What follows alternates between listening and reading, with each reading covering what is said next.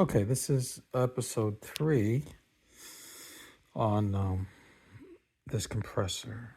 And what we're doing here is we're going to swap these two switches. Okay. I did have to remove a couple of screws here and here in order to get at the screws on both sides that hold these switches down.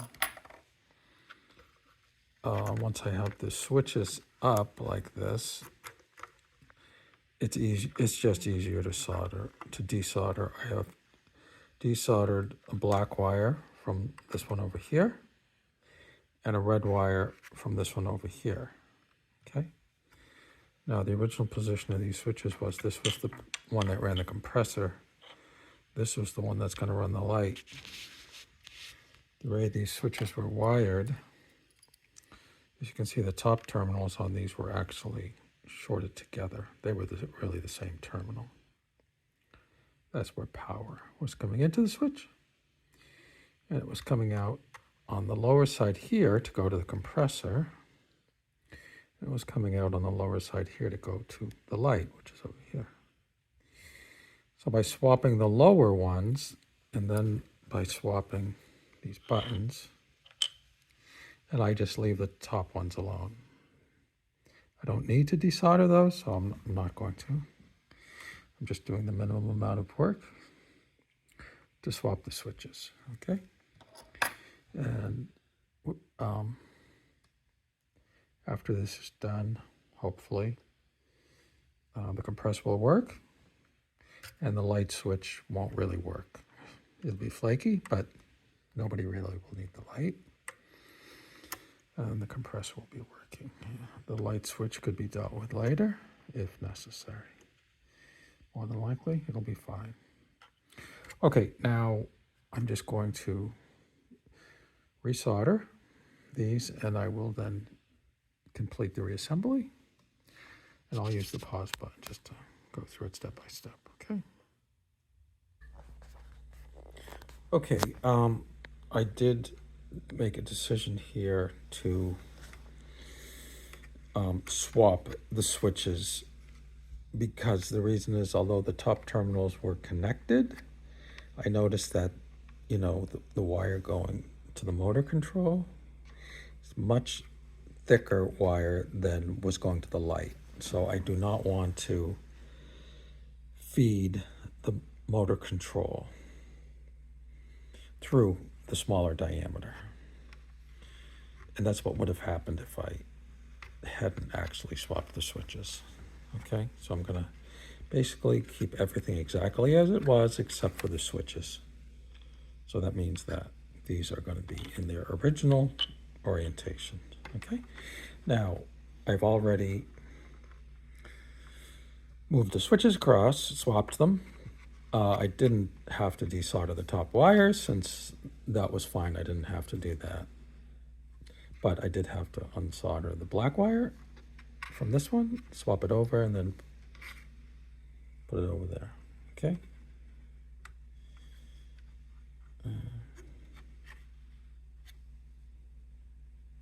Yeah.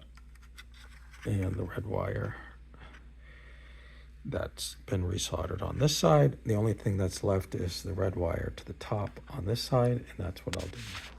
Okay.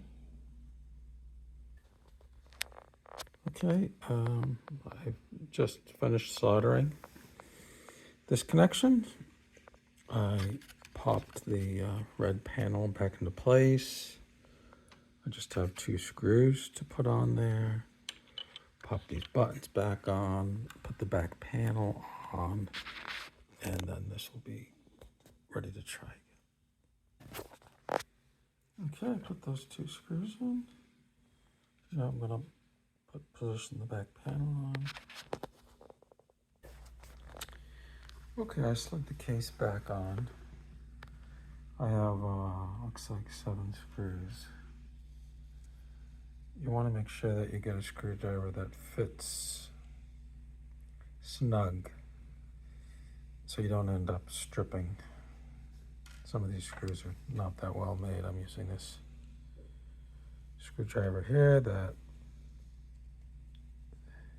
not all Phillips heads are the same. Some of them have a wider flat spot in the middle. And I just happen to notice these screws are like that. And the regular Phillips, the pointed, one that's too pointed, it just rounds right out. Anyway, okay, I'm gonna put these screws in. We should be all set. Okay, all the screws are in.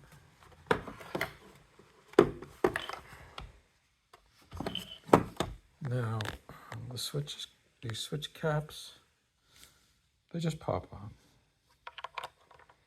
Just position them and push down on them, and then they fit over that little square. Okay. They seem fine. This looks like it's ready for a test. Okay, it's assembled. I have it back in the car. I have it plugged into the 12-volt adapter. Now we're just going to check the operation.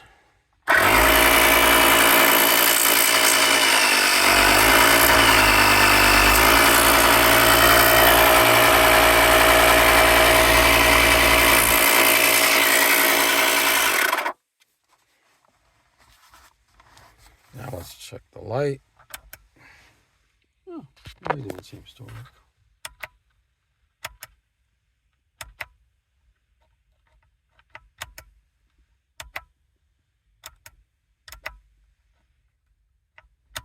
Well,